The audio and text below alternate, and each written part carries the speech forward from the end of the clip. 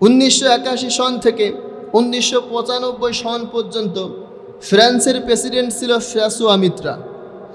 François Mitra যখন ফ্রান্সের president, উনি মিশরের প্রেসিডেন্ট বরাবর একটা চিঠি লিখলেন যে তোমাদের কাছে যে ফেরাউনের লাশ রয়েছে, এই ফেরাউনের লাশটাকে নিয়ে আমরা কিছুদিন গবেষণা করতে চাই। ফেরাউনের এই লাশটা কিছুদিনের জন্য আমাদের কাছে পাঠাও। লাশ নিয়ে গবেষণা করবে কার? ফেরাউনের। তো উনি যখন মিশরের প্রেসিডেন্ট বরাবর চিঠি লিখল, মিশরের প্রেসিডেন্ট ওনার এই ডাকে সাড়া দিয়ে ফেরাউনের লাশটাকে কিছুদিনের জন্য মিশরে পাঠালো, ফ্রান্সে পাঠালো। এবার ফ্রান্সে যখন ফেরাউনের লাশ পাঠানো হয়েছে, এবার তারা খুব ভক্তি শ্রদ্ধা করে ফেরাউনের এই লাশটাকে রিসিভ করছে। ফেরাউনকে খুব ভক্তি শ্রদ্ধা করতেছে। খুব ভক্তি শ্রদ্ধার সাথে ফেরাউনের এই লাশটাকে তারা রিসিভ করলেন। রিসিভ করার পরে ফেরাউনের এই লাশটাকে নিয়ে গবেষণা করার জন্য একটা টিম নিযুক্ত করলেন। আর এই টিমের মধ্যে প্রধান যিনি ছিলেন উনি হচ্ছেন ডক্টর মরিস বুকাইল। তো তারা যখন ফেরাউনের লাশটাকে নিয়ে ভিআইপি একটা কেবিনের মধ্যে ঢুকায় গবেষণা করতে লাগলেন, এক পর্যায়ে ফেরাউনের এই লাশ থেকে লবণের কণা খুঁজে পেলেন। লবণের কণা যখন খুঁজে পেয়েছে, এ ব্যাপারে তারা কনফার্ম হলেন এই ফেরাউনকে লোহিত সাগরের মধ্যে চুবানি দিয়ে মারা হয়েছে। সাগরের নোনা পানি থেকে লবণের কণা তৈরি হয়।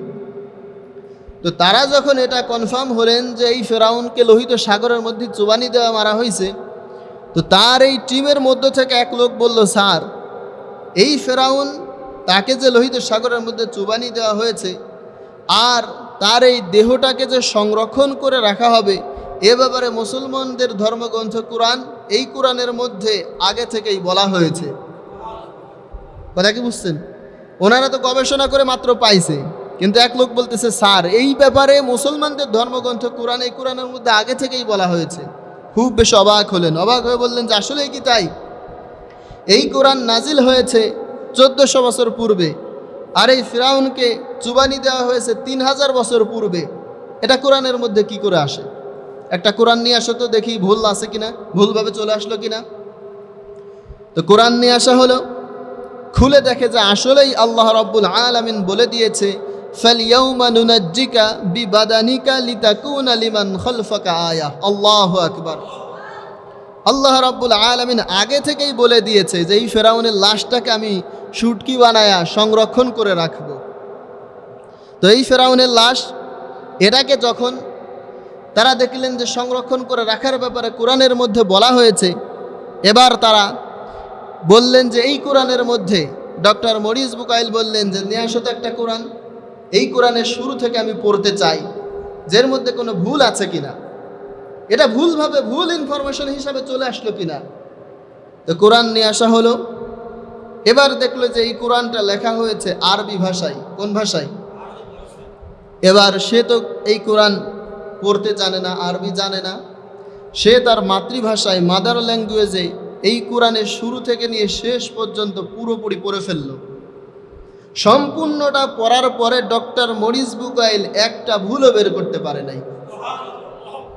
এরপরে সে ইংলিশে ট্রান্সলেট করে ইংরেজিতে এই কোরআনের সম্পূর্ণটা পড়ল, এবারও ভুল বের করতে পারে নাই। এবার দেখলো এই কোরআনের ভুল যদি আমি বের করতে চাই, তাহলে এই কোরআন নাজিল হয়েছে যেই ভাষায়, ওই ভাষা আমাকে আয়ত্ত করতে হবে।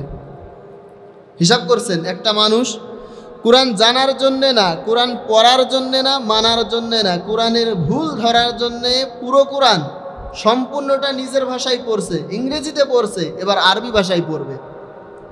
সে এবার সৌদি আরবের বিশিষ্ট কয়েকজন শায়েখের কাছ থেকে আরবি ভাষা শেখা শুরু করলো।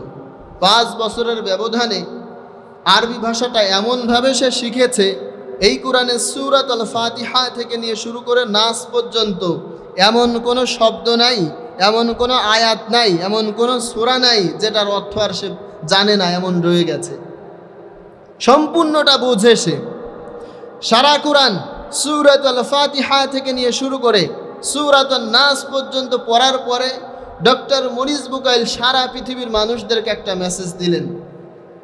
আর বললেন, সারা পৃথিবীর মানুষ তোমরা জানো নাকি আমি ডক্টর মরিস বুকাইল এসেছিলাম এই কোরআনের ভুল ধরার জন্যে, এই কোরআনের মধ্যে থেকে ভুল বের করতে চেয়েছিলাম আমি। আর এই কোরআনটাকে নিয়ে 5 বছর গবেষণা করার পরে এই কোরআন আমার নিজের জীবনের ভুলগুলোকে বের করে দিয়েছে। পরবর্তীতে নিজের নাম রাখলেন সুলাইমান, আর এই কোরআনটা নিয়ে গবেষণা করার পরে মুসলমান হতে বাধ্য হলেন। পরে সুবহানাল্লাহ। অর্থাৎ যুগে যুগে যারাই এ কোরআনের ভুল বের করতে চেয়েছে, কোরআনের আইনায় নিজের ভুল ধরা পড়ে নিজেই কোরআনের কাছে আত্মসমর্পণ করতে বাধ্য হয়েছে। পরে আল্লাহু আকবার।